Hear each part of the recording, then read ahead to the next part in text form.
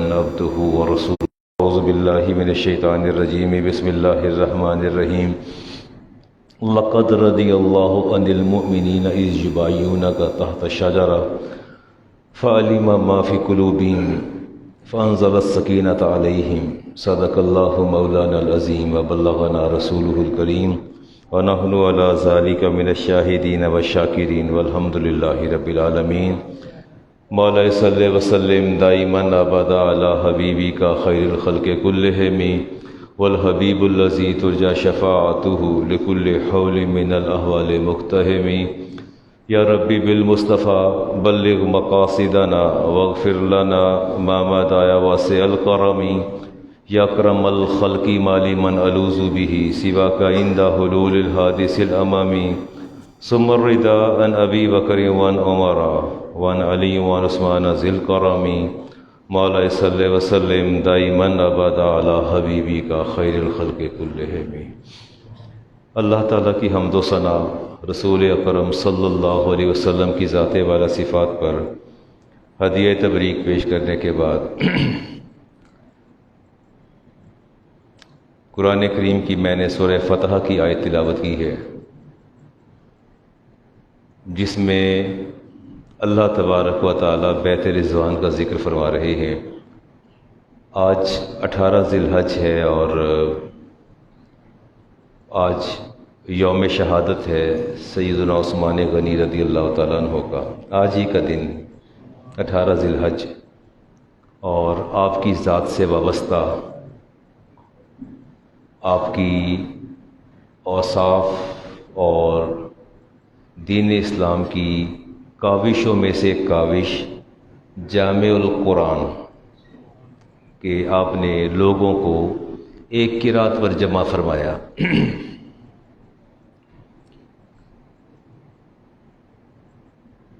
اللہ تعالیٰ فرماتے ہیں محمد رسول اللہ، اللہ فرماتے ہیں محمد رسول اللہ والذین معہ، یہ محمد میرے رسول ہیں اور جو ان کے ساتھی ہیں اشداء علی الکفار ورحماء بینہم، ان کا وصف یہ ہے کہ دشمنوں کے لیے سخت گیر ہے لیکن باہمی آپس میں بڑے نرم اور رفیق ہیں۔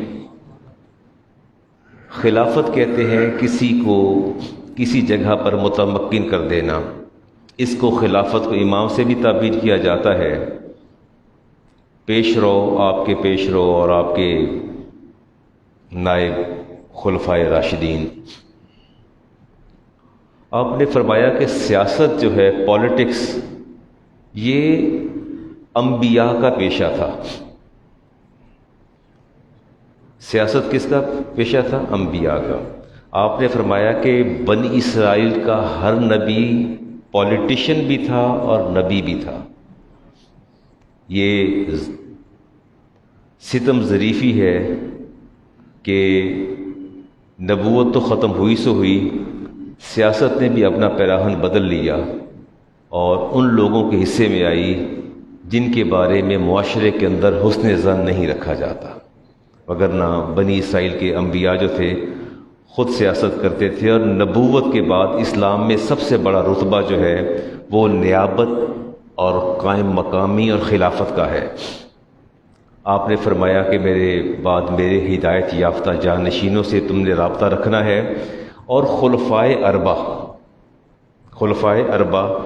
خلفائے راشدین سیاسی اعتبار سے، انتظامی اعتبار سے، روحانی اعتبار سے، علمی اعتبار سے، اخلاقی اعتبار سے اپنا کوئی ثانی نہیں رکھتے تھے۔ میں نے بڑی گہری بات کہی آپ سے، میں نے کہا کہ خلفائے اربعہ جو تھے وہ سیاسی اعتبار سے، انتظامی اعتبار سے، روحانی اعتبار سے، علمی اعتبار سے، اخلاقی اعتبار سے ان کی استعداد کا حامل کوئی اور شخص نہیں تھا۔ عمر فاروق سے بڑا کوئی پولیٹیشین نہیں تھا، صدیق اکبر سے بڑے کوئی پولیٹیشین نہیں تھے، ان سے اچھے کوئی منتظم نہیں تھے، ان سے اچھے کوئی ایڈمنسٹریٹر نہیں تھے۔ وہ اپنے علم کے اعتبار سے، اپنی عقل شعور کے اعتبار سے، اپنے انتظامات کے اعتبار سے، اپنی اسپریچویلٹی کے اعتبار سے، اپنی روحانیت کے اعتبار سے، اپنی کرٹسی کے اعتبار سے، اخلاقی اعتبار سے ان کا مثل کوئی نہیں تھا۔ یہ ساری خوبیاں اللہ نے اکٹھی کر کے ان کے اندر جمع کر دی تھیں۔ آپ سے تو، ہم سے تو یہ کشمیر نہیں فتح ہو رہا، اور انہوں نے عرب میں بیٹھ کے 22 لاکھ مربع میل کہاں تک انہوں نے حکومت کی، اور عثمان غنی نے یہیں تک نہیں رکے بلکہ پیش قدمی کرتے چلے گئے، اور مراکش اور آذربائیجان، آرمینیا، اور کہاں سے کہاں تک آن پہنچے۔ بہت ہر اعتبار سے وہ لوگ جو ہیں بے مثال تھے۔ عبداللہ ابن مسعود فرماتے ہیں کہ میرے نبی نے ارشاد فرمایا کہ اللہ نے اپنے بندوں کے دل دیکھے تو سب سے بہتر دل محمد رسول اللہ کا پایا، تو اللہ نے اپنے لیے منتخب کر لیا کہ یہ دل میرے لائق ہے، یہ میری یاد میں دھڑکے گا اور میرے لیے دھڑکے گا۔ اور اس کے بعد اللہ نے آپ کو پیغمبر بنا کے مبعوث فرما دیا۔ پھر مخلوق میں اللہ تعالیٰ نے جن کے دلوں کو سب سے بہترین پایا انہیں سلیکٹ کر کے اپنے نبی کے حوالے کر دیا۔ ان کو مخلوق کے اندر جن کے دلوں کو سب سے بہترین پایا ان کو مخلوق نبی کریم علیہ السلام کے حوالے کر دیا، اور پھر اس میں سے کسی کو وزیر مقرر کر دیا اور مختلف عہدے دے دیے۔ یہ لوگ بڑے باکمال تھے جی، جن کی جتنی بھی تعریف کی جائے کم ہے۔ سیدنا عثمان غنی رضی اللہ تعالی عنہ کا رشتہ بڑا گہرا تھا۔ آپ کے خیال میں ان کو ذو نورین کہا جاتا تھا۔ 2 صاحبزادیاں تھیں نبی کریم علیہ السلام کی آپ کے گھر میں، لیکن ایک اور رشتہ بڑا زبردست تھا۔ عثمان غنی کی نانی اروی ام بیدہ جو تھی رسول کریم علیہ السلام کی سگی پھوپھی تھیں۔ رشتہ دیکھا آپ نے؟ عثمان غنی کی نانی رسول اکرم علیہ السلام کی سگی پھوپھی تھی، اور پھوپھی بھی ایسی کہ جڑواں بہن تھیں حضرت عبداللہ کی، یعنی نبی کریم علیہ السلام کے والد کی جڑواں بہن کی 2 بچے پیدا ہوئے تھے، ام بیضہ اور حضرت عبداللہ۔ حضرت عبداللہ میں سے نبی کریم علیہ السلام تشریف لائے، اور ان کی بیٹی سے پھر عثمان غنی جو ہے، اتنا گہرا رشتہ تھا دونوں کا آپس میں۔ اور میں سمجھتا ہوں کہ بسا اوقات دل سے جو بات نکلتی ہے اثر رکھتی ہے، پر نہیں مگر طاقت پرواز رکھتی ہے۔ رسول اکرم علیہ السلام نے کوئی لمبی چوڑی بات نہیں کی عثمان غنی سے۔ اسلام قبول کرنا تھا، مجھے آپ کو کنونس کرنا ہو تو I will take a long time to convince you, بڑا وقت لگ جاتا ہے کسی کو کنونس کرنے میں، 2 3 دن گھنٹے بیٹھ کے سمجھانا پڑتا ہے، بسا اوقات دن گزر جاتے ہیں اور بسا اوقات ہفتے اور مہینے بیت جاتے ہیں۔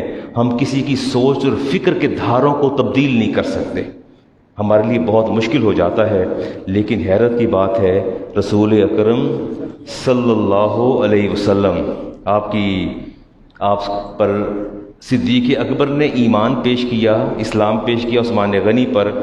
عثمان غنی نے بات سنی اور دونوں چل نکلے، دونوں آگے بڑھتے جا رہے تھے اور چلتے جا رہے تھے۔ رسالت امام علیہ السلام سامنے تشریف لائے، 2 جملے کہے، صرف 2 باتیں کہی تھیں، 2 اس سے زیادہ آپ نے بات نہیں کی۔ 2 باتیں آپ نے فرمائی۔ فرمایا عثمان کیسے ہیں؟ عرض کیا جی میں بالکل ٹھیک ہوں۔ فرمایا مجھے اللہ تعالیٰ نے انسانیت اور مخلوق کی نجات اور بھلائی کے لیے بھیجا ہے۔ اے عثمان کیا تم اللہ کی جنت قبول کرو گے؟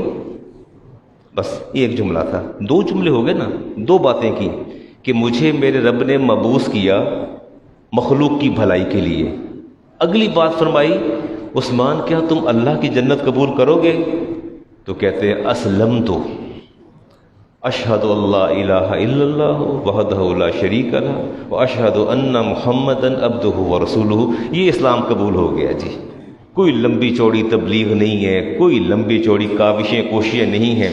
جب اللہ تعالیٰ مہربان ہو تو پھر ایسے مہربان ہوتا ہے۔ اور پھر آپ نے فرمایا کہ لم یجمع اللہ بین ابنتی نبی منذ خلق اللہ۔ فرمایا اللہ تعالیٰ نے آدم سے لے کے محمد صلی اللہ علیہ وسلم تک کسی نبی کی 2 صاحبزادیاں کسی ایک امتی کے گھر میں نہیں ہیں۔ فرمایا آدم الی ان تقوم الساعہ، اور قیامت تک نہیں ہوں گی بغیر عثمان ابن عفان، سوائے عثمان ابن عفان کے۔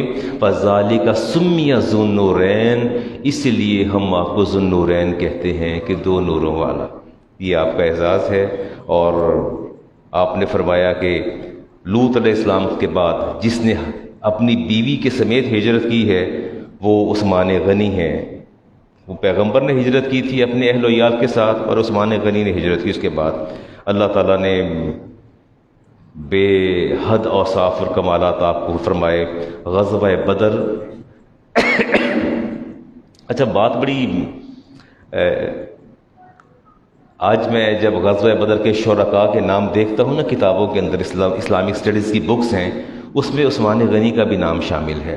جو وہ شرکائے بدر ہیں نا، شرکائے بدر جنہوں نے غزوہ بدر میں حصہ لیا، اس میں عثمان غنی کا نام بھی شامل ہے۔ اور حیرت کی بات ہے، ادھر غزوہ بدر ہو رہا تھا، عثمان غنی مدینہ میں اپنی زوجہ کو قبر میں اتار رہے تھے۔ وہ فزیکلی وہاں موجود نہیں تھے، لیکن آج بھی آپ غزوہ بدر کی فہرست نکالیں نا شرکائے بدر کی، اس میں آپ کو عثمان غنی کا نام نظر آئے گا۔ امام بخاری کی حدیث ہے اور حدیث کا نمبر 2962، راوی ہے عبداللہ ابن عمر۔ انما تغیب عثمان عن بدر، امام بخاری کی حدیث کے غزوہ بدر میں عثمان غائب تھے۔ He was not present there، وہ وہاں موجود نہیں تھے۔ اور فَإِنَّهُ كَانَتْ تَحْتَهُ بِنْتُ رسول اللہ وَكَانَتْ مَرِيدَةً، وہ نبی کریم علیہ السلام کی صاحبزادی رقیہ جو کہ آپ کی بیوی تھیں، ان کی تیمارداری کر رہے تھے، وہ مریض تھیں۔ فَقَالَ لَهُ النَّبِيُّ، نبی کریم علیہ السلام نے ارشاد فرمایا، اِنَّ لَكَ أَجْرُ رَجُلٌ مِّمَّنْ شَهِدَ بَدْرَ أَوْ سَهْمَهُ، فرمایا کہ میں آج میدان بدر میں اعلان کرتا ہوں کہ عثمان اگرچہ فزیکلی نہیں ہے، لیکن میں یہ کہتا ہوں کہ عثمان غزوہ بدر میں موجود ہیں۔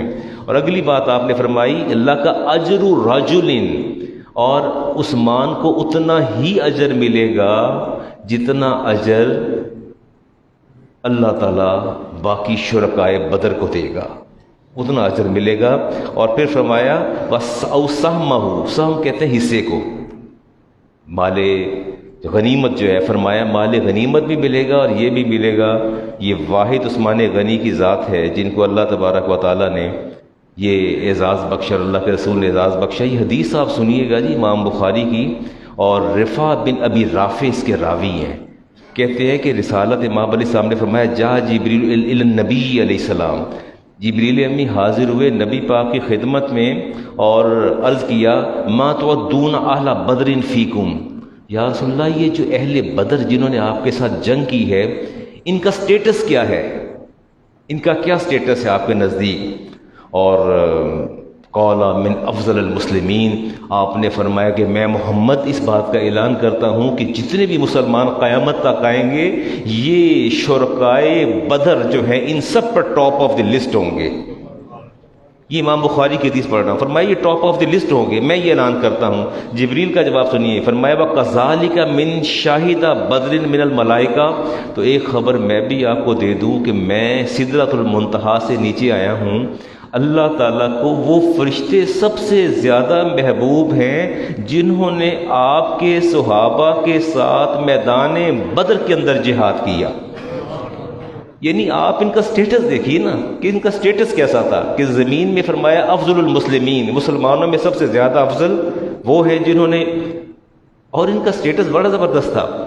کوئی اگر ان سے خطا ہو بھی جاتی تو میرے پاس وقت نہیں ہے، مجھے آگے بڑھنا ہے، تو انہیں کہتے ہیں یہ بدری صحابی ہیں۔ یہ کون سے صحابی ہیں؟ ان کی ہر خطا سے درگزر کیا جاتا تھا۔ اور یہ حدیث پھر ابو داؤد شریف کی، عبداللہ ابن عمر اس کے راوی، 2726 کا نمبر، ان رسول اللہ قام یوم بدر فقال، نبی کریم علیہ السلام نے غزوہ بدر والے دن میدان بدر میں آپ نے خطاب فرمایا، قاما کھڑے ہوئے یوم بدر، ان عثمان انطلق فی حاجت اللہ و حاجت رسول اللہ علیہ السلام، آپ نے فرمایا کہ اے لوگو دھیان رکھنا عثمان اس وقت یہاں نہیں ہیں، کہاں ہیں؟ انطلق فی حاجت اللہ و حاجت رسول اللہ علیہ وسلم، فرمایا عثمان اس وقت اللہ اور اس کے رسول کے کام میں مشغول ہیں۔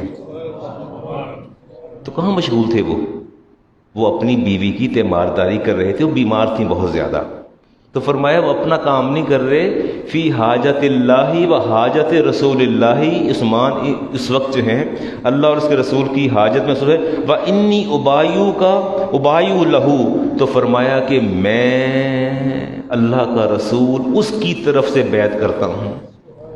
فرمایا فضرب لہ رسول اللہ بسہم، آپ نے حصہ مقرر کر دیا، جب مال غنیمت تقسیم ہو رہا تھا حصہ مقرر کر دیا، ولم یضرب لأحد غاب غیرہ، اور میں یہ بھی اعلان کرتا ہوں قیامت تک جو بندہ موجود نہیں ہوگا اس کی موجودگی کو، اس کی عدم موجودگی کو عدم موجودگی ہی شمار کیا جائے گا۔ بات شیخ صاحب بات کلیئر ہے، آپ تشریف فرما ہیں تو ہیں، نہیں ہے تو نہیں، نہیں ہے تو نہیں ہے۔ کائنات کا کوئی بندہ یہ نہیں کہہ سکتا کہ شیخ ریاض صاحب جمعہ پڑھنے نہیں آئے، آئے ہیں تو آئے ہیں، نہیں آئے تو نہیں آئے۔ فرمایا ایسا نہیں ہوگا۔ فرمایا وَلَمْ يَضْرِبْ لِأَحَدٍ غَابَ غَيْرَهُ، میں یہ بھی اعلان کرتا ہوں کہ آج کے بعد قیامت تک ایسا کبھی بھی نہیں ہوگا کہ بندہ موجود نہ ہو اور کوئی کہہ دے موجود ہے۔ صرف یہ رائٹ اور یہ اعزاز اور یہ ڈگنیٹی اور یہ آنر عثمان غنی کا ہے، کوئی نہیں موجود پھر بھی موجود ہیں، اس لیے کہ وہ اللہ اور اس کے رسول کی حاجت میں مصروف تھے۔ تو گویا آپ کی صاحبزادی کی عیادت کرنا یہ اللہ کے امور میں سے ایک امر تھا، اللہ کے احکامات میں سے ایک حکم تھا، اور آپ کی عثمان، اگلی حدیث آ رہی ہے جی، فبایا الناس فقال، ایک بیعت اور بھی ہوئی تھی جی، لقد رضی اللہ عن المؤمنین، وہ بیعت رضوان کہتے تھے جی، میں بات کرنا چاہتا تھا لیکن یہ عرض کر دیتا ہوں۔ تو آپ نے فرمایا فبایا الناس، لوگوں سے آپ نے بیعت لی، فقال رسول اللہ صلی اللہ علیہ وسلم ان عثمان فی حاجت اللہ و حاجت رسولہ، عثمان غنی مکہ گئے تھے، آپ نے عمر فاروق کو بلایا تھا کہ 1400 صحابہ تھے کہ ہم نے عمرہ کرنا ہے، احرام باندھے ہوئے تھے، قربانی کے جانور بھی ساتھ تھے۔ فرمایا جائیے اس عمر جا کے بات کیجئے، قریش مکہ سے، ابو سفیان سے، سرداران مکہ سے بات کیجئے۔ تو عمر فاروق نے عرض کیا یا رسول اللہ میرا جانا ممکن نہیں ہے، کیونکہ میری قبیلے میں سے کوئی بھی ایسا بندہ نہیں جو مجھے پناہ دے دے، اور مجھے ڈر ہے کہ یہ لوگ میری جان کی درپے ہیں، اور سب سے بڑا دشمن ان کا میں ہوں، اور میدان بدر میں جو کچھ میں نے ان کے ساتھ کیا وہ سب کو پتہ ہے کہ کس کا میں نے سر تن سے جدا کیا، مجھے خدشہ ہے کہ یہ مجھ سے بدلہ لیں گے۔ تو رسالت ماولی سے ہم خاموش ہو گئے۔ پوچھا عمر پھر یہ بتاؤ کس بندے کو سفیر بنا کے بھیجا جائے، کس کو سفیر بنا کے بھیجا جائے؟ آپ فرماتے ہیں کہ ایک ہی اس 1400 کے لشکر میں سے ایک بندہ ایسا ہے، ایک بندے کی ذات ایسی ہے جس کے سامنے نہ کوئی سر اٹھائے گا، آنکھیں بھی جھکی رہیں گی۔ تو فرمایا وہ کون ہے؟ کہا عثمان غنی۔ 1400 کے لشکر میں امبیسیڈر کی سلیکشن کرنی تھی، میسج کنوے کرنا تھا کہ ہم جنگ کرنے نہیں آئے، ہم تو عمرہ کرنے آئے ہیں۔ اس میسج کو کنوے کرنے کے لیے سیدنا عثمان غنی کا انتخاب ہوا، اور آپ نے عثمان غنی کو بلایا، فرمایا کہ عثمان ہم نے فیصلہ کیا ہے کہ ہم آپ کو قریش مکہ کے پاس بھیجنا چاہتے ہیں، جائیے حرم میں چلے جائیے اور جا کے ان سے بات کیجئے۔ آپ نے سر تسلیم خم کیا اور تشریف لے گئے، اور آپ کو دیکھ کے سب کی آنکھیں جھکتی چلی گئیں، اور بڑے اعزاز و اکرام سے آپ کو بٹھایا گیا، بلایا گیا، آپ کی بات کو سنا گیا، اور پھر آپ کو اعزاز بخشا گیا کہ آپ تشریف لائیے اور بیت اللہ کا طواف کر لیجئے۔ فرمایا نہیں ایسا نہیں ہوگا۔ کیا پاسبل ہے کہ آپ حرم کے اندر موجود ہوں اور سالوں بعد آپ واپس آئیں، کئی سال بعد واپس جائیں، اور پھر بیت اللہ بھی سامنے ہو، اور پھر آپ سعی بھی نہ کریں اور ملتزم کو بھی نہ چھوئیں اور طواف بھی نہ کریں، آب زمزم بھی نہ پئیں، بس ویسے ہی واپس آ جائیں؟ آپ نے کہا نہیں میں طواف نہیں کروں گا۔ ادھر صحابہ نے عرض کی یا رسول اللہ عثمان کتنے خوش قسمت ہیں کہ بیت اللہ کا طواف کر رہے ہوں گے۔ تو فرمایا عثمان تو کبھی بھی طواف نہیں کرے گا۔ اچھا کچھ باتیں ایسی ہوتی ہیں جو کہیں نہیں جاتی، ان کو سمجھ لیا جاتا ہے، کچھ باتیں کہیں نہیں جاتی، ان کو لب پر لانا مناسب نہیں ہوتا، لیکن اگر دل کے دریچے اور شعور کے دریچے کھلے ہوں تو انسان کو بہت کچھ سمجھ آ جاتا ہے۔ بیت اللہ تو موجود تھا، اس کی سعادتیں اور عظمتیں بھی موجود تھیں، لیکن اس کے باوجود آن ریکارڈ موجود ہے احادیث کے اندر کہ عثمان غنی نے صریحاً انکار کیا کہ میں نے نہیں طواف کرنا بیت اللہ کا، میں نے نہیں اس کا طواف کرنا، میں نے صحیح کرنی ہے، نہ میں نے عمرہ کرنا ہے۔ اور جب آپ واپس آئے اور صحابہ نے پوچھا، دوستوں نے پوچھا نا، صدیق اکبر بھی موجود تھے، شیر خدا بھی تھے، سب نے پوچھا آپ سے، عمر فاروق نے پوچھا، سب نے پوچھا کہ آتش شوق جو بھڑک رہی تھی اللہ کے گھر کو دیکھنے کی، کیا طواف کرنے کے بعد اب تو بجھ گئی ہوگی؟ تو فرمایا کہ نہیں، میں نے طواف نہیں کیا، خدا کی قسم اگر میں 1 سال بھی مکہ میں رہتا تو میں پھر بھی طواف نہ کرتا۔ آن ریکارڈ بات موجود ہے حدیث کے اندر، خدا کی قسم اگر میں 1 سال بھی اسٹے کرتا۔ آپ مدینہ چلے جائیں، واپس مکہ آنے سے پہلے آپ کو احرام باندھنا پڑتا ہے، احرام باندھ کے آپ آ کے پہلے آپ کریں گے عمرہ کریں گے، پھر اپنے باقی کام سمیٹیں گے۔ آپ نے میقات کو کراس کیا تو احرام باندھ کے آپ مکہ میں آئیں گے، اللہ کے گھر کا عمرہ کریں گے، طواف کریں گے، سعادت حاصل کریں گے۔ فرمایا میں 1 سال بھی وہاں رہتا تو میں پھر بھی طواف نہ کرتا بیت اللہ کا۔ کیوں نہ کرتا؟ کیا وجہ تھی؟ سوچیں نا، وجہ تو تھی نا کوئی، وہی وجہ تھی جو آپ کو بھی سمجھ آ رہی ہے، مجھے بھی سمجھ آ رہی ہے۔ ہاں عثمان غنی اچھے خطیب نہیں تھے، اوریٹر نہیں تھے، بالکل نیور، تقریر نہیں کر سکتے تھے، لیکن جو کہتے تھے دل میں اترتا چلا جاتا تھا۔ اچھے اوریٹر نہیں تھے۔ آپ نے جب حلف لیا نا خلافت کا، حلف کے بعد ممبر پر تشریف لائے تو لوگوں نے منتظر تھے، خلیفہ وقت جو ہیں وہ کچھ نہ کچھ خطاب کریں گے، تو آپ وہاں کھڑے ہو گئے، اور کھڑے ہونے کے بعد دیکھتے رہے، کہتے ہیں کہ میں عمر فاروق اور صدیق اکبر کی طرح اچھا مقرر نہیں ہوں، اچھا میں نا آئندہ تیاری کر کے آؤں گا، پھر آپ سے بات کروں گا۔ یہ کہہ کے ممبر سے نیچے آ گئے۔ لوگوں نے کہا کچھ تو کہیے، کچھ تو کہہ دیجئے۔ اور میں سمجھتا ہوں کہ بہت سے لوگ میرے جیسے ایسے ہیں جو اچھے اوریٹر نہیں ہیں، بالکل نیور، جو مائک کے آدمی نہیں ہیں۔ میں تدریس کا تو ہوں مگر مائک کا آدمی میں نہیں ہوں۔ بہت سے لوگ ایسے ہوتے ہیں۔ عثمان غنی نے ایک بات بڑی زبردست کی، جب لوگوں نے بہت اصرار کیا نا تو ایک بات بڑی فرماتے ہیں، یا ایھا الناس، فرماتے ہیں لوگو، انکم تجمعون ما لا تعقلون وتعملون ما لا تدرکون وانتم موجلون فی دار غرور۔ اے لوگو، جو چیزیں تم جمع کرتے ہو اس سے متمتع نہیں ہو سکتے، فائدے نہیں اٹھا سکتے قیامت تک۔ شیخ صاحب یہ کتنا عرصہ آپ یہ اپنے بڑے بڑے گھروں کو کتنا عرصہ فائدہ اٹھائیں گے؟ میرا خیال ہے 60 تو کراس کر لیا آپ نے۔ کتنا؟ 5 سال، 6 سال، 7 سال، اللہ تعالیٰ کی ذات بہتر ہے۔ عمران صاحب کتنا فائدہ اٹھانا ہے؟ کتنا؟ کیا ایوریج ایج کیا ہے آپ لوگوں کی؟ پاکستان میں average age that is 55 years, 55 سال ہے ایوریج ایج جو ہے۔ میں 61 کا ہو گیا اور کیا ہو جاؤں گا اگر اللہ نے کوئی زندگی لکھی ہے، 65 کا، 70 کا اگر لکھا ہے تو وہ بھی مجھے کوئی پتہ نہیں ہے۔ آپ نے فرمایا لوگوں، جو چیزیں تم جمع کرتے ہو ما لا تعقلون ولا تعملون، تم ان سب کو استعمال نہیں کر سکتے، ایسی امیدیں باندھتے ہو جو تم پوری نہیں کر سکتے۔ اور فرمایا تم اس دھوکے کے گھر میں ایک مدت کے لیے ہو، آخر تم اس دھوکے کے گھر دنیا کو چھوڑ کے جانا ہے۔ آپ کے گھروں میں ایسے برتن موجود ہیں، ایسی چیزیں موجود ہیں جن کی کئی سال استعمال کرنے کی باری نہیں آتی۔ ایسے ہی ہے جی۔ چلیں جی، کچھ اور 2-4 باتیں آپ سے کرتے ہیں، کرنے کے بعد پھر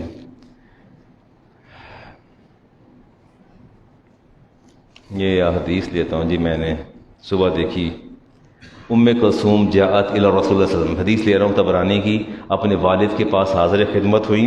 اچھا، بیٹیوں کا جو مزاج ایسا ہی ہوتا ہے، انہیں کہیں نہ کہیں کسی نہ کسی حوالے سے شکوہ رہتا ہے کہ والدین کی عنایات اور ان کی محبتیں جو ہیں ان میں کہیں نہ کہیں کسر باقی رہ گئی ہے۔ تو سیدہ ام کلثوم حاضر خدمت ہوتی ہیں اور کرتی ہیں، فقالت یا رسول اللہ زوج فاطمہ خیر من زوجی، بابا وہ آپ نے فاطمہ کے لیے زیادہ اچھے شوہر کا انتخاب کیا ہے۔ کتنی مشکل بات ہے، کٹھن بات ہے۔ بیٹی باپ سے کہہ رہی ہیں کہ بابا آپ نے خاتون جنت میری چھوٹی بہن فاطمہ کے لیے آپ نے یا کیا زیادہ بہتر شوہر کا بندوبست نہیں کیا؟ فساکت رسول اللہ علیہ السلام، نبی پاک نے سنا تو خاموش ہوگی، اس کا کیا جواب دیا جائے؟ بڑا مشکل سوال ہے. اگر بیٹی کہہ دے بابا بڑی بہن کے لیے آپ، چھوٹی بہن کے لیے آپ نے اس کے زوج کا بہت بہتر انتخاب کیا، میری نسبت.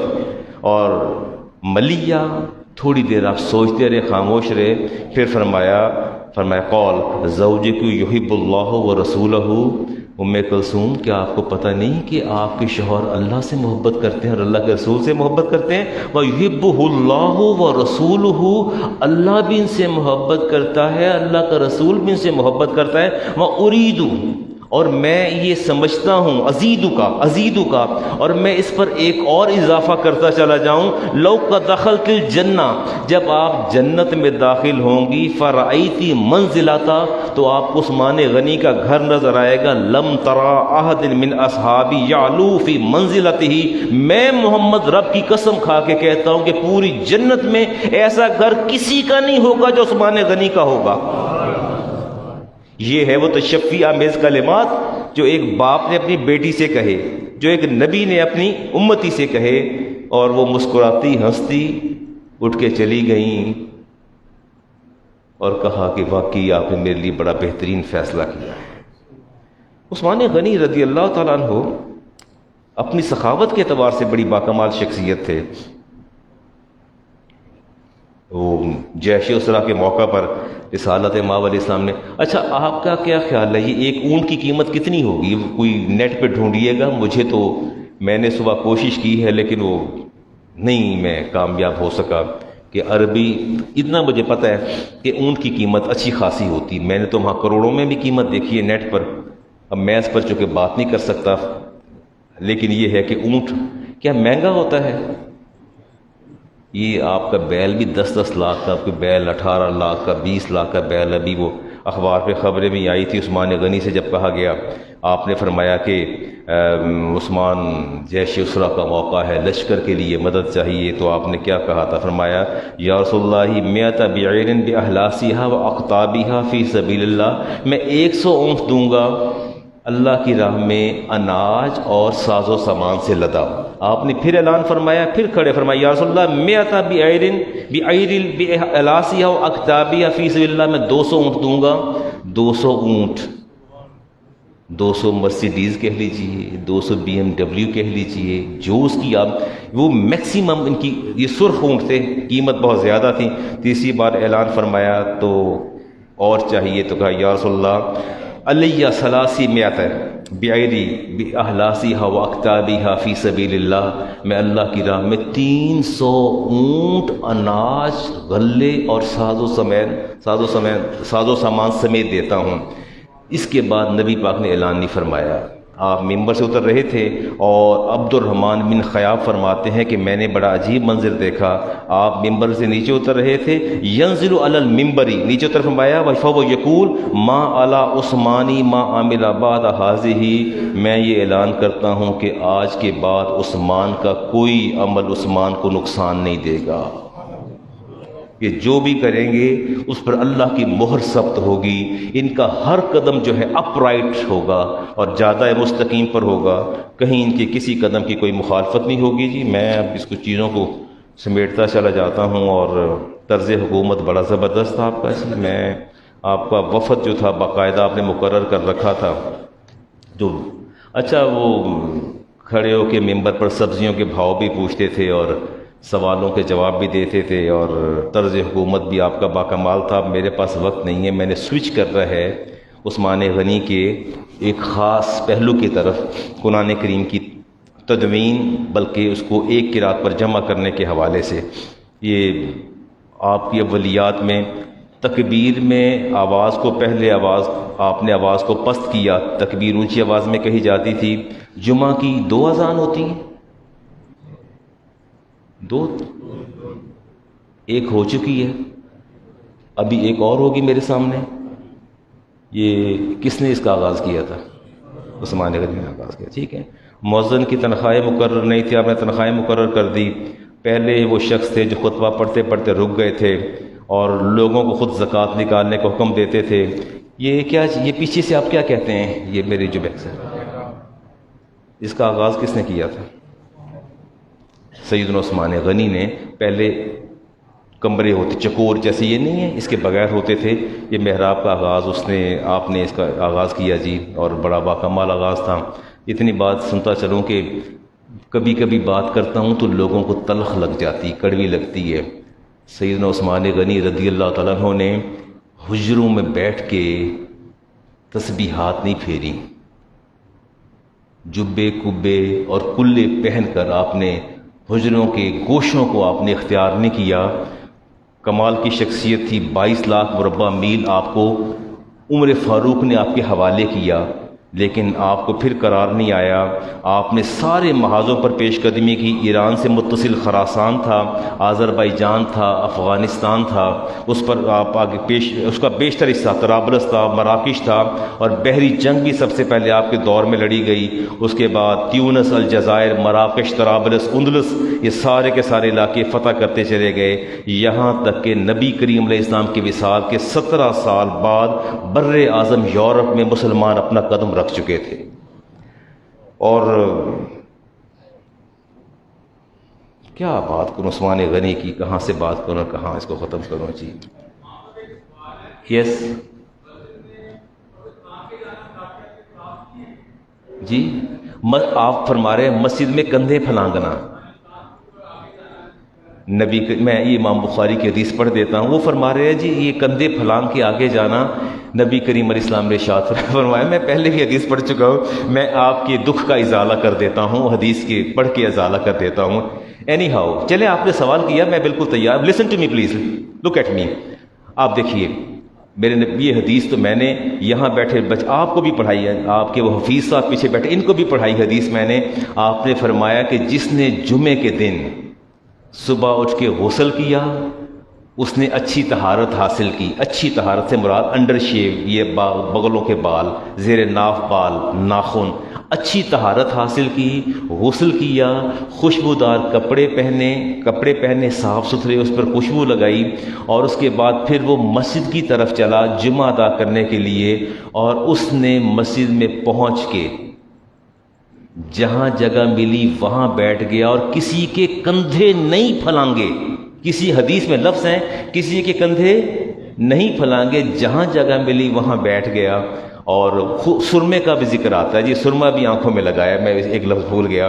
پھر وہ یعنی اپنی آپ کو مکمل طور پر مزین اور آراستہ کر کے اللہ کے گھر میں آیا، تو فرمایا میں محمد ضمانت دیتا ہوں اللہ تعالیٰ پچھلے جمعہ سے اس جمعہ تک اس کے گناہوں کو معاف کر دے گا۔ اس میں ایک ایلیمنٹ جو ہے وہ کندھے نہ پھلانگنے کا بھی ہے۔ کس کا ہے؟ اچھا کندھے کیوں پھلانگنے پڑتے ہیں، مجھے وجہ تو بتائیے نا۔ سارا ملبہ کندھے پھلانگنے وال پر نہ ڈالنے، تھوڑا خود بھی ایکسیپٹ کر لینا، یہ جگہ خالی ہے، یہ جگہ خالی ہے، یہ جگہ خالی ہے، ادھر دیکھیں یہ جگہ ساتھ خالی پڑی ہے، وہ خالی پڑی ہے۔ وہ صاحب تشریف لا رہے، انہوں نے یہ جگہ خالی دیکھی، انہوں نے حدیث نہیں سنی، وہ تو کندھے پھلانگیں گے یہاں آنے کے لیے۔ تو کس نے سپیس دی؟ سپیس آپ لوگوں نے دی جو آلریڈی وہاں موجود تھے۔ اگر آپ اس طرح بیٹھتے، ساتھ کندھے سے کندھا ملا کے سپیس نہ دیتے، تو دیکھنے والا وہیں رک جاتا کہ آگے علی المرتضیٰ شیر خدا داخل ہوئے اندر، اور وہیں کھڑے ہو گئے، اور نبی کریم صاحب تشریف فرماتے مسجد نبوی کے اندر جگہ نہیں تھی۔ صدیق اکبر نے دیکھا کہ شیر خدا دائیں بائیں دیکھ رہے ہیں کہ جگہ مل جائے، تو کھڑے ہو کر ہاں ہونا یا ابا الحسن میں نے آلتی پالتی مار کے بیٹھا تھا، میں دو زانو ہو جاتا ہوں، آپ میرے پاس آ جائیے۔ شیر خدا گھومتے ہوئے نبی کریم علیہ السلام کے ساتھ صدیق اکبر تھے، وہاں بیٹھ گئے، تو آپ نے فرمایا کہ اے صدیق، ہمیشہ عزت والا ہی عزت والے کو عزت دیتا ہے۔ ٹھیک ہو گیا، ٹرائی یور بیسٹ۔ آپ سپیس چھوڑیں گے تو ظاہر ہے کہ وہ دیکھیں، وہ پیش قدمی آنے والا پیش قدمی کرے گا، اس کا جی چاہتا ہے، ہر بندے کا جی چاہتا ہے کہ علامہ صاحب کے قریب ہو کے بیٹھیں، ان کو دیکھیں، کیونکہ عالم دین کے چہرے کو دیکھنا بھی عبادت ہے۔ یہ بات یاد رکھیے گا، میں حدیث پڑھوں گا تو آپ نے کہنا میں نے ایک دفعہ علم اور علماء پر جمعہ پڑھایا، تو میرے یہ شاگرد بھی ساتھ ہوتے ہیں، ویسے شاگرد ہیں، 4 بچوں کے باپ ہیں، تو باہر کھڑے تھے، تو باہر ایک صاحب کہہ رہے تھے آئے تھے مولوی صاحب نے اپنے دی جمعہ پڑھا لے، اپنی تعریفہ کر رہے ہیں۔ تو بات یہ ہے کہ میں بات کرتا ہوں تو آپ نیگیٹولی اپروچ کرتے ہیں، تو وہ بات یہ ہوئی کہ اب میں بات کروں گا تو ہر بندے کا جی چاہتا ہے کہ قریب آ جائے، تو کوشش کیا کریں جی سپیس نہ چھوڑا کریں، اور اگر اسپیس ہے تو آنے والے بھائی کو جگہ دے دیں. باہر ایک تو ٹیمپریچر بھی ایسا ہے. بہت بڑا کام عثمان غنی کا قرآن کریم کو ایک قرات پہ جمع کرنا. قرآن کریم کو جب آرمینیا کا یہ خوفناک جنگ چھڑی نا آرمینیا کی، اس کے بعد صحابی وہاں سے جب واپس آئے تو مقداد بن اسود جو تھے انہوں نے آ کے عرض کیا، اور ابو دردہ نے، امیر المومنین یہ تو بڑا عجیب ہی تماشا لگ گیا. ہر بندہ اہل عراق اپنی قرات پہ قرآن پڑھ رہے ہیں، اہل شام اپنی قرات پہ پڑھ رہے ہیں. آپ کو فکر لاحق ہوئی. اب میں تھوڑی سی مثالیں دیتا ہوں کہ ہو کیا رہا تھا. سورۃ ہود کی آیت ہے جی، معنی وہی رہتا تھا، اعراب بدل جاتے تھے. معنی وہی تھا، اعراب بدل جاتے تھے. ہؤلاء بناتہن اطہر لکم، وہ پڑھتے تھے اطہر لکم پڑھتے تھے، اعراب بدل ڈالتے تھے. بس اوقات معنی تبدیل ہو جاتا تھا. ربنا باعد اسفارنا، وہ پڑھتے ربنا باعد اسفارنا، معنی پاسٹ میں نہیں چلا جاتا تھا، معنی بدل جاتا تھا. اور کہیں ایسا ہوتا تھا الفاظ ہی بدل دیتے تھے. ان کانت الا صیحۃ، یہ لفظ آتا ہے جی سورہ یاسین میں، وہ پڑھتے تھے الا زفیۃ پڑھتے تھے، صیحۃ زفیۃ پڑھتے تھے. وتکون الجبال کالعہن المنفوش، ایسا ہی ہے نا، حافظ بیٹھے ہوں گے، وہ پڑھتے تھے کالصوف المنفوش، معنی وہی تھا. اچھا انہیں اہن مشکل لگتا تھا، انہوں نے صوف کر دیا کہ نہیں یار یہ لفظ بڑا مشکل ہے، اس کی جگہ یہ لفظ لگا لو. معنی تو ایک ہی ہے نا. تو چونکہ شعور نہیں تھا نا تو وہ معنی بدل دیتے تھے. اور کہیں تلہیم مندود کا آتا تھا، تلہیم منصود کہہ دیتے تھے. اور کہیں تقدیم و تاخیر کر دیتے تھے. یہ سنیے گائن، وجاءت سکرۃ الموت بالحق، وجاءت سکرۃ الموت بالحق، وہ کہتے تھے وجاء سکرۃ الحق بالموت. ترتیب بدل گئی نا الفاظ کی، اس طرح بدلتے تھے. اور کہیں کمی بیشی کرتے تھے. وما عملت ایدیہم، سورۃ یاسین کے الفاظ ہیں، وہ کہتے تھے وما عملت ہو ایدیہم، ہو کی ضمیر کا اضافہ پروناؤن کا اضافہ کر دیتے تھے. اور کہیں ہوتا تھا ان اللہ هو الغنی الحمید، وہ کہتے تھے ان اللہ غنی الحمید. یہ ہوا ذرا زائد لگ رہا ہے، اس کی ضرورت نہیں ہے. وہ اللہ کا حق ہی، اللہ کی حق اس کو آگے ملا دیتے تھے. ادائیگی پروننسیشن تھی اس میں. آپ ہینا پڑھتے ہیں نا، ہینا نہیں پڑھتے ہینا قرآن کریم میں، وہ اینا پڑھتے تھے. ہینا کے کیا پڑھتے تھے؟ اینا پڑھتے تھے. اور آپ تعلمون پڑھتے، وہ تیلمون پڑھتے، تعلمون تعلمون. آپ تعلمون پڑھتے، تعلمون پڑھتے. آپ تعلمو پڑھتے، وہ تعلمو پڑھتے تھے. تو گویا اس طرح وہ رد و بدل تھا. عثمان غنی رضی اللہ تعالیٰ عنہ نے سب سے پہلا کام کیا کہ مصحف منگایا. اور اس کے بعد آپ نے فرمایا کہ یہ سارے کے سارے قریش کی، قرآن قریش پر اترا ہے، قریش کی زبان میں اترا ہے. دنیا کی واحد زبان ایسی ہے عربی، واحد جو زندہ زبان ہے. دنیا کی واحد زبان عربی زندہ زبان ہے جس کے اندر تغیر و تبدل نہیں ہوا. وگرنہ آپ یہاں سے نکلیں تو مانگا منڈی کی زبان اور ہے، اوکاڑا کی اور ہے، ساہی وال کی اور ہے. وہاڑی کراس کرے، خانے وال کراس کرے، سرائکی آ جاتی ہے. اس سے آگے کراس کرے سندھی آ جاتی ہے، بلوچی آ جاتی ہے، پشتو آ جاتی ہے. آپ کے ایک کنٹری کے اندر مختلف زبانیں بولی جاتی ہیں لیکن کوئی زبان زندہ نہیں ہے. اردو کا معنی ہی لشکر ہے، زبانیں بدلتی چلی جاتی ہیں. دنیا کی واحد زبان عربی جو زندہ زبان ہے، جس کے اندر کوئی تغیر، کوئی تبدل اور کوئی قواعد و ضوابط میں نہ اضافہ ہوا ہے نہ کمی ہوئی ہے. صرف بھی وہی ہے، نحو بھی وہی ہے. اور یہ نحو کے موجد علی المرتضیٰ شیر خدا تھے. جو قوانین وضع شیر خدا نے کیے آج میں بھی وہی پڑھا رہا ہوں، ہم بھی وہی پڑھتے ہیں. یہ واحد زبان ہے جی. سیدنا عثمان غنی نے احسان کیا قوم پر، اور احسان کرنے کے بعد آپ نے سب کو ایک قرات میں جمع کر دیا. اور پھر سارے نسخے آپ نے کیا کیا؟ جلا دیے تھے. صحابہ نے اس پر رد عمل کا اظہار کیا تو سب سے پہلے علی المرتضیٰ شیر خدا میدان میں اترے. اور میدان میں اترنے کے بعد آپ نے جو ہے وہ اپنا، میں نے آپ کو دیکھ لی ہے. محرم کے حوالے سے بات کرنی ہے، کبھی کرتے ہیں بات. تھوڑی اور بات کر لوں، ٹائم دیں گے مجھے؟ میں کرتا ہوں جی بات. قرآن کریم کا اعجاز جی. قرآن کریم دنیا کی واحد کتاب ہے جو بولی گئی ہے، اور اس کی جو اعداد و شمار ہیں وہ حیران کن ہیں. واحد کتاب ہے جو بولی گئی ہے. ریٹن فارم میں تو نہیں آئی، ریٹن فارم میں تو قرآن نہیں آیا، بولا گیا.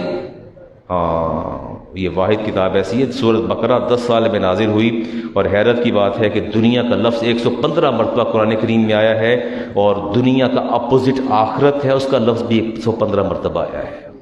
ملائکہ کا لفظ 88 ٹائمز آیا ہے. ملائکہ کا اپوزٹ فرشتے ہیں، اس کا جو ہے شیطان ہے، ملائکہ کا اپوزٹ جو ہے وہ بھی 88 مرتبہ آیا ہے.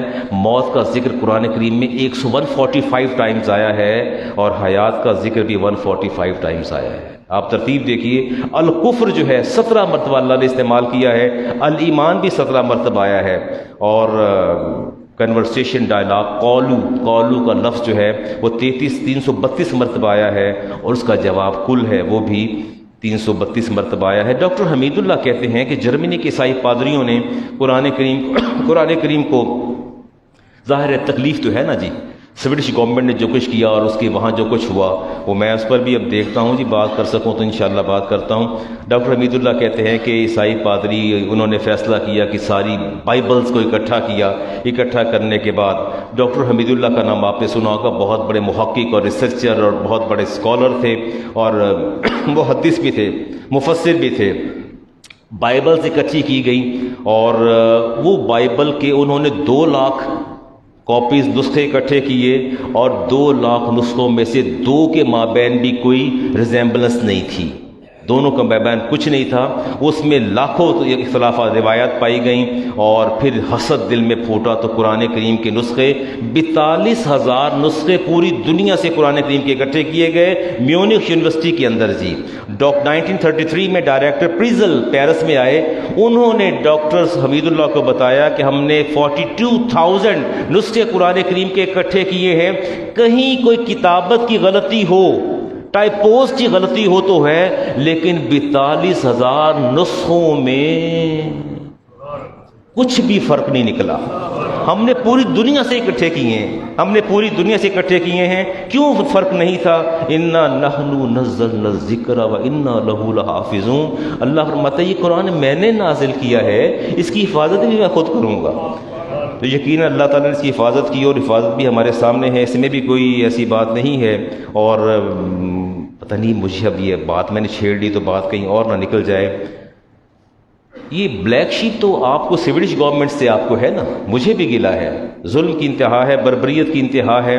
بات صرف اتنی ہے کہ 3 دینی مقدسات کے 3 ستون ہیں جی. There are 3 pillars of our religions. جو ہماری سینکٹیٹی ہے، ریلیجن سینکٹیٹی، اس کے 3 میجر پلر ہیں. سب سے پہلے اللہ تعالیٰ کی ذات، اس کے بعد ہمارے نبی کی ذات، اور اس کے بعد اللہ کا کلام قرآن مجید. ان پر میں سمجھتا ہوں کہ ہم نے کبھی سمجھوتا نہیں کیا. اور بات یہ ہے کہ مسلمان عملی طور پر کتنا ہی کمزور کیوں نہ ہو جائے، لیکن وہ اپنے مقدسات کی توہین برداشت نہیں کر سکتا.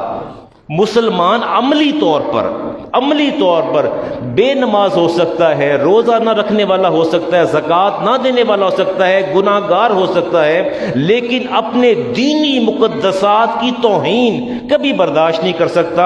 اس کے لیے وہ جان بھی قربان کر دیتا ہے، مال بھی قربان کر دیتا ہے، اپنی آبرو بھی قربان کر دیتا ہے. ایسا ہے. یہ دینی غیرت اور دینی حمیت ہے آج جو کچھ ہوا. لیکن میں ایک بات بطور خاص، ہمارے اہلکار بھی سامنے تشریف فرما ہے، میں ہمیشہ کہتا ہوں کہ احتجاج پروٹیسٹ ہونا چاہیے، لیکن پرامن پروٹیسٹ، پیسفل پروٹیسٹ ہونا چاہیے. کہیں ایسا نہ ہو گھر پھونک تماشا دیکھ. سوال تو یہ پیدا ہے، اپنی املاک کو برباد کرنا، اپنی املاک کو جلانا، اپنے ملک کو نقصان پہنچانا. محرم الحرام آنے والا ہے. اس محرم الحرام کے اندر اگر آپ امن کو برقرار نہیں رکھ سکتے، اگر آپس میں جھگڑتے ہیں، ایک دوسرے کا سر لیتے ہیں یا جائیدادیں جلاتے ہیں یا نقصان کرتے ہیں، تو یقیناً نقصان کسی اور کا نہیں، آپ کا اپنے ملک کا نقصان ہے. ہمیں امن کو برقرار رکھنا ہے، ہمیں پیسفل رہنا ہے، پروٹیسٹ بھی کرنا ہے، پروٹیسٹ کے اندر پیسفل بھی رہنا ہے. ہمیں اپنے گھر کو پھونک کے تماشا نہیں دیکھنا، ہمیں اپنے مقدسات کا تحفظ بھی کرنا ہے. میں سمجھتا ہوں کہ مسلمانوں کے ساتھ یہ ظلم اور زیادتی یہ ہے کہ پہلے ان کو مشتعل کیا جاتا ہے، اور اس کے بعد جب مسلمان اٹھ کھڑے ہوتے ہیں تو پروپیگنڈا کیا جاتا ہے کہ مسلمان عسکریت پسند ہیں. یہ دہشت گرد ہیں، اور پھر لے دے کے ہمارے لبرل جو ہیں وہ سب سے آگے ہوتے ہیں اپنے ہمیں کوسنے کے لیے، اور اسی کو اسلاموفوبیا کہتے ہیں، اسے اسلاموفوبیا کہتے ہیں۔ میری بات سنیں، اگر میں آپ کو تنگ کروں گا، چھیڑوں گا، آپ مشتعل کروں گا، آپ کا رد عمل سامنے آئے گا، رد عمل سامنے آئے تو کہیں گے یہ تو انتہا پسند ہے، یہ ایکسٹریمسٹ ہے، یہ فونیٹزم کی طرف بات چلی جاتی ہے۔ ایسی بات ہرگز نہیں ہے، لیکن میں سمجھتا ہوں کہ ہم انتہائی کمزور لوگ ہیں۔ اگر ہم ہولوکاسٹ کی بات کریں، اگر ہم ہولوکاسٹ کی بات کریں تو ہمیں کہا جاتا ہے کہ ہولوکاسٹ کی بات کرنا جرم ہے، 16 ملین یہودیوں کی دل آزاری ہوتی ہے۔ ہولوکاسٹ کی بات مت کریں، ہٹلر کی بات مت کریں، اس لیے کہ 16 ملین یہودی اس روئے زمین پر موجود ہیں، ان کی دل آزاری ہوتی ہے۔ تو جب تم ہمارے دینی مقدسات کی توہین کرتے ہو تو کیا 2.25 ارب مسلمانوں کی دل آزاری نہیں ہوتی؟ کیسی بات کرتے ہیں؟ ہولوکاسٹ کی بات کریں تو ان کی دل آزاری ہے، ہمارے دینی مقدسات کو چھیڑا جاتا ہے تو پھر کہتے ہیں یہ ایکسٹریمسٹ ہیں، یہ عسکریت پسند ہیں۔ ایسی بات نہیں، اور یہ میں ہرگز ہم اس کی مخالفت کرتے ہیں۔ میں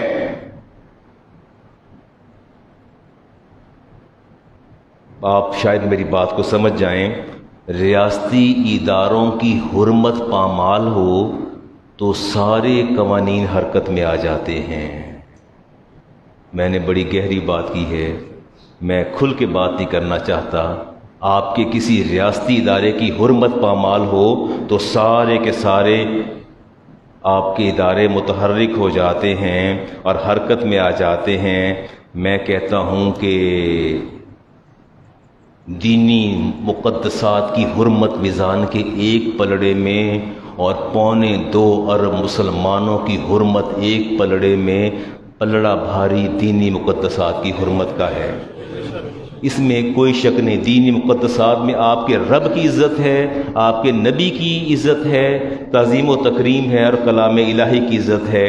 یہ میزان کے ایک پلڑے میں ہوں اور دوسرے پلڑے میں 2.25 ارب مسلمانوں کے وہ حرمت ہو، لیکن پلڑا بھاری سب عزتیں اور حرمتیں ہم قربان کر دیں گے دینی مقدسات کی حرمت پر۔ میں اور میری اقتدا میں آپ لوگ جمعہ ادا کرنے والے، ہم 57 کنٹریز کے حکمرانوں سے مطالبہ کرتے ہیں۔ Are you agree? ہم مطالبہ کرتے ہیں کہ دینی مقدسات کے تحفظ کے لیے، دین کے تحفظ کے لیے اقوام متحدہ کی جنرل اسمبلی، سلامتی کونسل اور حقوق انسانی کے اداروں میں پوری قوت کے ساتھ جو ہے وہ آواز کو بلند کیا جائے، اور اس فتنے کے سد باب کے لیے عالمی سطح پر قانون سازی کی راہ ہموار کی جائے، اور عالمی سطح پر دینی مقدسات کی توہین کو عالمی دہشت گردی قرار دیا جائے۔ آپ میری تائید کرتے ہیں اس بات پہ؟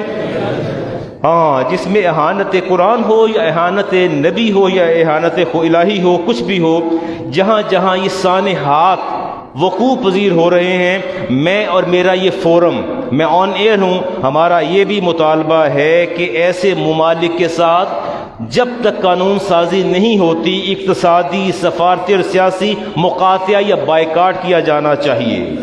آپ تائید کرتے ہیں میری اس بات کی؟ دینی مقدسات کی توہین کسی صورت میں برداشت نہیں کی جائے گی۔ لیکن میں ایک اور بات بھی اقوام عالم کو ایک اور بات بھی بتانا چاہتا ہوں، میرے رب کا وعدہ ہے، یریدون لیطفئوا نور اللہ، اللہ فرماتا ہے یہ پھونکے مار مار کے میرے نبی کے دین کے چراغ کو بجھانا چاہتے ہیں، واللہ متم نورہ ولو کرہ المشرکون، اللہ فرماتے ہیں کافرون، اللہ فرماتے ہیں یہ سارا ایڑی چوٹی کا زور لگا لیں تو پھر بھی اس چراغ کو نہیں بجھا سکتے۔ یہ جو چراغ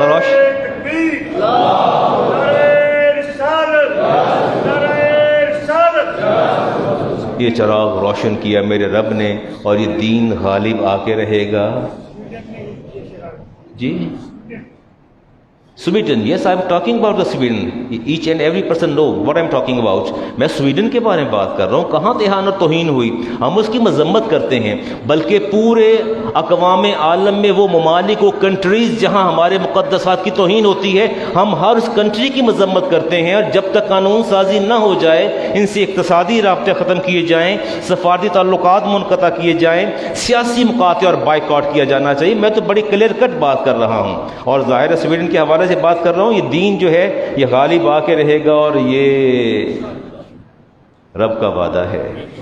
میں کہتا ہوں کہ نہ پاکستان کو زوال ہے، نہ میرے نبی کے دین کو زوال ہے. یہ دین ہمیشہ رہے گا، اور رب کا وعدہ ہے کہ یہ دین غالب آئے گا. لیکن میں بات کرنا چاہتا تھا، یہ کالی بھیڑیں جو آپ کے اپنے اندر موجود ہیں، ان کے بارے میں کیا خیال ہے؟ آپ کے اندر بھی تو کالی بھیڑیں موجود ہیں. وہ گھڑی کہتی ہے 10 منٹ باقی ہیں، میری گھڑی کہتی ہے 6 منٹ باقی ہیں. کس پر ٹرسٹ کریں جی؟ 10 پہ کر لیں، ٹرسٹ کر لیں جی. آپ کے اندر کالی بھیڑیں موجود ہیں. بات پوری نہیں بتاؤں گا، پوری اگلی دفعہ بتا دوں گا. یہ جاوید احمد غامدی صاحب کی سرپرستی میں ایک چھپنے والا ماہنامہ اشراق جو ہے، اس کے اندر ایک آرٹیکل چھپا ہے، اور اس میں لکھا گیا ہے کہ لکھنے والے اس کے جو رائٹر ہیں عرفان شہزاد صاحب، وہ کہتے ہیں قرآن کریم کے حفظ کی رسم پر نظر ثانی کی ضرورت ہے. کہتے ہیں کہ عام تاثر یہ ہے کہ قرآن ذریعہ حفاظت اور باعث اجر و سعادت ہے. یہ تصور چند غلط فہمیوں کا تسلسل ہے. حفظ قرآن کی موجودہ رسم اور اس سے جڑے اجر و ثواب اور گناہ کے دینی تصورات ایک بدعت ہے. ابھی میں نے آگے پڑھا نا، ان کا اقتباس پڑھا نا، اور اس کے بعد آپ کا کلیجہ پھٹ جائے گا کہ یار یہ آپ کے اندر بلیک شیپ موجود ہے، بھیڑیں جو آپ کے دین کے بخیے ادھیڑ رہی ہیں، جنہوں نے دین کی چولیں ہلا کے رکھ دیں. وہ کہتے ہیں کہ قرآن کریم حفظ کرنا بدعت ہے. کہتے ہیں کہ اتنا وقت اگر آپ 3 سال کسی اور زخیم کتاب کو، کیمسٹری کو، فزکس کو، بوٹنی کو، زوالوجی کو، کسی کو 3 سال اور دے دیں، وہ بھی آپ کو حفظ ہو جائے گا. کہتے ہیں چونکہ اس میں موسیقیت پائی جاتی ہے، موزونیت پائی جاتی ہے، تو یہ یاد کرنا سہل ہو جاتا ہے، وگرنہ یہ یاد کرنا کوئی اتنا مشکل کام نہیں ہے. کہتے ہیں کہ مدارس کے اندر کہتے ہیں کہ تعلیم القرآن میں کی شکل میں تشدد کیا جاتا ہے، بچوں کو گھر سے دور کیا جاتا ہے، جنسی ہراسانی کی جاتی ہے، اور بچوں کے اندر نفسیات میں غیر صحت مندانہ رویے تشکیل دیے جاتے ہیں. اور بعض حلقوں میں تو کہتا ہے شعبدہ بازی سے کام لیا جاتا ہے. بچے سے کہا جاتا ہے کہ اچھا بیٹا بتاؤ یہ آیت کس صورت کی ہے، تو وہ آیت بھی پڑھ کے سناتا ہے، وہ آپ کو رکوع بھی بتاتا ہے، تو کہتا ہے یہ شعبدہ بازی ہے. ابھی میں آگے پڑھوں گا نا، اگلے جو میں آپ سے بات کروں گا. ہم تو سویڈن کو بیٹھے رو رہے ہیں، ان کی مذمت کر رہے ہیں. آپ کی اپنی صفوں کے اندر لوگ موجود ہیں جنہوں نے کہتے ہیں جی نبی کریم علیہ السلام کے دور میں کوئی حافظ نہیں تھا. لکھے آرٹیکل کے اندر کہتے ہیں حافظ کوئی نہیں تھا. میں احادیث سے ثابت کرتا ہوں کہ نبی کریم علیہ السلام کے دور میں 25 حافظ موجود تھے. 25 حافظ موجود تھے جو مسلسل پڑھتے رہتے تھے. اور ام ورقہ رضی اللہ تعالیٰ حافظہ تھیں، ام المؤمنین عائشہ حافظہ تھیں. کیا بات کریں گے آپ، کیسی باتیں کرتے ہیں. وہ جو عمر فاروق کے دور میں تراویح پڑھی جاتی تھی، کیا پڑھتے تھے نمازوں کے اندر. باہر طور جی انتہائی تکلیف دہ امر ہے. اور یہ قرآن کس طرح جمع کیا گیا، میں بس اٹھتے اٹھتے آپ کو یہ بتا دوں جی. عمر فاروق نے صدیق اکبر کے دور میں یہ ضابطہ اور کلیہ طے کیا تھا، 2 منٹ دے دیجئے گا، بددعائیں نہ دیجئے گا مجھے. وہ ضابطہ مقرر کیا کہ 2 آیات جب مدون کیا جا رہا تھا، 2 آیات ریٹن ملیں گی اور اس پر گواہی دیں گے کہ نبی کریم علیہ السلام کے سامنے یہ تلاوت کی گئی تھی اور آپ نے انڈورس کیا. اس کے بعد وہ اور جو پینل بیٹھا تھا اس کو یکجا کرنے کے لیے وہ سارے کے سارے حافظ تھے اور قریشی تھے. 5 بندوں کا جو کمیشن بیٹھا تھا وہ درج کرتا تھا. پورا قرآن کریم مدون ہو گیا. اور آپ یقین کریں کہ ایک آیت، وہ آیت تھی سورہ احزاب کی، من المؤمنین رجال صدقوا ما عاہدوا اللہ علیہم فمنہم من قضی نحبہ ومنہم من ینتظر. یہ آیت تھی، پڑھتے سارے ہی تھے. بڑی مشکل مدینہ میں اعلان کیا، باہر اعلان کیا، ریٹن فارم میں آیت مل گئی، لیکن 2 جگہ پر ریٹن آیت چاہیے تھی. 2 جگہ آتی پھر گواہی ہوتی. اب بات یہ بنی کہ وہ آیت ملی خزیمہ بن ثابت کے پاس. ایک ہی گواہ تھے، ایک ہی آیت لکھی ہوئی تھی۔ سیدنا صدیق اکبر سے عرض کیا گیا، عمر فاروق سے فرمایا ایسا نہیں ہوگا، 2 گواہ لاؤ۔ اب سارے صحابہ اس آیت کو پڑھ رہے تھے اور کہتے تھے آیت موجود ہے، لیکن ایک رول جو تھا کا ضابطہ مقرر کیا گیا تھا قرآن کریم کو مدون کرنے کا۔ اس کے بعد پھر جو کچھ ہوا وہ آپ کا ایمان بھی گواہی دے گا۔ رسول کریم علیہ السلام ایک گواہ موجود تھا، اور وہ گواہ کون تھے؟ خزیمہ بن ثابت۔ وہ گواہ تھے رسالت مآب علیہ السلام گھر سے باہر تشریف لائے، بدو گھوڑا بیچ رہا تھا، آپ نے گھوڑے کا سودا کیا، آپ نے کہا میں پیسے لے کے آتا ہوں، بیع مکمل ہو گئی، پیسے لینے گئے، اس گھوڑے کی قیمت کسی نے زیادہ لگا دی، بدو نے اس کو بیچ دیا، پیسے لے کے واپس تشریف لائے۔ فرمایا گھوڑا کدھر ہے؟ کہتے کون سا گھوڑا؟ فرمایا جس کی ابھی بیع ہوئی ہے، میرا آپ سے سودا ہوا۔ اس نے کہاں سودا ہوا؟ گواہ ہے آپ کے پاس کوئی؟ سودا تو ہوا ہی نہیں ہے۔ فرمایا سودا ہوا ہے۔ اس بات کو دیکھ کے لوگ اکٹھے ہوئے، جمع ہوئے، ان میں خزیمہ بن ثابت بھی موجود تھے۔ وہ بدو کہتا تھا آپ گواہ لے آئیے، گھوڑا میں آپ کو دے دیتا ہوں۔ آپ کے پاس گواہ کوئی نہیں تھا۔ خزیمہ بن ثابت فرماتے ہیں یا رسول اللہ میں گواہی دیتا ہوں کہ آپ نے اس کے ساتھ سودا کیا ہے۔ فرمایا خزیمہ تم تو موجود ہی نہیں تھے۔ تو فرمایا موجود نہیں تو کیا ہوا؟ ہم نے تو رب کو نہیں دیکھا کہ رب ہے یا نہیں ہے، لیکن آپ نے فرمایا اللہ ہے تو ہم نے مان لیا۔ فرمایا موت ہے تو ہم نے مانا، بعد از موت حیات ہے تو ہم نے مانا، جنت کو مانا، دوزخ کو مان لیا، سارا کچھ ہی مان لیا، یہ نہیں مان سکتے ہم۔ فرمایا میں گواہی دیتا ہوں۔ تو فرمایا خزیمہ اگر تم نے میری گواہی دی ہے تو میں اعلان کرتا ہوں قیامت تک میری امت کے اندر واحد ایک شخص خزیمہ ہوگا جس کی ایک ہی گواہی 2 کے برابر ہوگی۔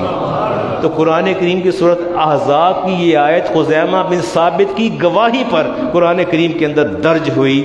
میں سمجھتا ہوں جو لوگ اتنے محتاط لوگ تھے کہ جنہوں نے قرآن کریم کو مدون کرنے میں ایڑی چوٹی کا زور لگا دیا، آج کوئی اس کی توہین کرے ہم کیسے برداشت کریں گے؟ ہمارے دینی مقدسات ہیں، ہم ان کی مذمت کرتے ہیں۔ جی مجھے ریمائنڈ کرانے کے لیے کہا تھا قربانی جس کی بحث ہو۔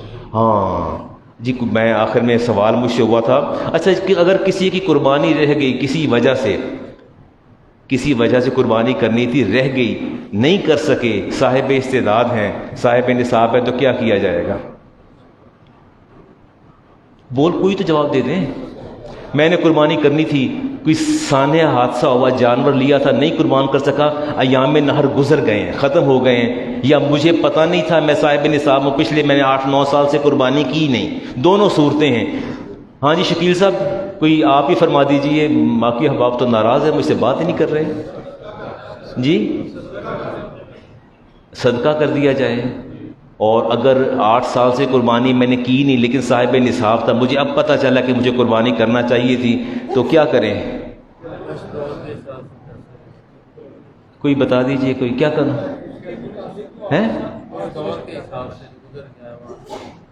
اچھا میں